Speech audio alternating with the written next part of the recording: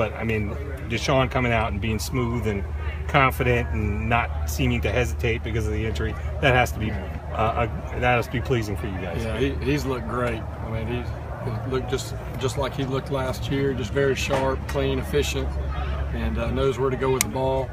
And the whole offense obviously operates completely different whenever he's in there. You know, first day, yesterday, day one, he goes up, makes a check, big touchdown pass.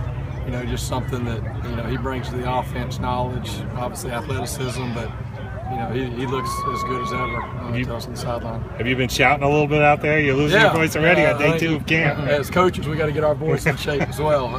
I'm not able to practice on my wife in the summer, so this is the first practice we've gotten yelling, but it's good. It's good for coaches and players, and something we look forward to.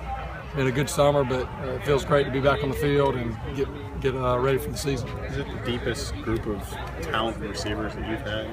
Yeah, it has the potential to be, and that's something that we talk about. I mean, there's 8 guys right now that all have the potential to go play and be difference makers, and I don't think we've had obviously some very talented guys in the past, but this has the potential to be the deepest group we've had. And obviously we got a long way to go. A lot of that depends on the young guys' development, but it has a chance to be a special group. Speaking of the young guys and their development, I didn't see any stalls today. You getting out there screaming at them about, you know, missed routes or missed assignments. It seems like they're picking it up pretty fast. Yeah, that's one thing that's you know, I've been real pleased with is the retention of the young guys. Usually that's the biggest thing for the young guys, is knowing where to line up, what to do, the routes, the changes with the hots and all that. But, you know, really all those young guys have done a good job. And I think it also says a lot about our older guys, spending time with them this summer in the skills and drills when the coaches can't be out there. You know, Sharon Peak, Mike Williams, Jeff Scott, those are guys that really, I think, took those young guys under their wing starting in June. And I mean, I can just tell going through our meeting, these guys already have a great foundation.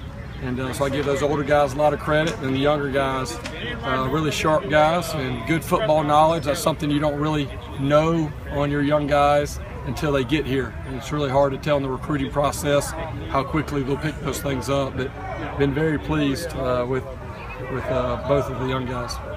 Coach Sweeney was talking about Travion Thompson. I was surprised how good he looked yesterday and today. Have you been surprised or impressed with how much he's developed? Well, really, I saw that this spring. And I was very surprised and impressed this spring. He came out with a great attitude. I think he's had a great summer. Just physically, he looks really good. And there's times yesterday whenever I'm watching video and I'm trying to figure out if that's Mike Williams or Travion Thompson. Right. And that's a good thing when you're sitting here and having to replay it to see which one. But he's gotten faster, stronger, more confident, and made a bunch of plays. Still has some development to go in the mental aspect, figuring it all out. But it's definitely a lot of good competition in the boundary with Mike Williams, Travion, and Dion. Those are 3 special guys, and so it keeps Mike on his toes every day, that's for sure. You always hear coaches say guys can always get better. How much better can Mike Williams really get right now? He can definitely get better. You know, he knows every guy has their, I mean, when DeAndre Hopkins, Sammy, and those guys were here, they had things they knew that they needed to improve on, that it was probably going to take them to the next level to get there. You know, Mike, he's done a lot of things, but he knows specifically some of the things that he needs to improve in. And, you know, he's working on that. And I think the strength that he got this summer has really helped him become a more physical guy and a more physical presence for being a big body.